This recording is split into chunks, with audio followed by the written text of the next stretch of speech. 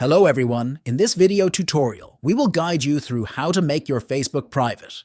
So, let's dive right in. First, log in to your Facebook account and click the down arrow in the top right corner.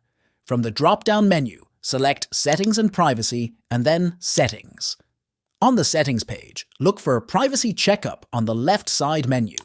This is a quick and easy way to review your current privacy settings for various aspects of your account. Under Privacy Checkup, you'll see options like Who can see what you share? Here, you can choose Who sees your future posts by clicking Edit next to Who can see your future posts. You can select Friends, Friends of Friends, or Only Me. If you want to limit the audience for your existing posts, you can use the option Limit the audience for posts you've shared with friends of friends or public. Click this and then limit past posts to restrict who can see them.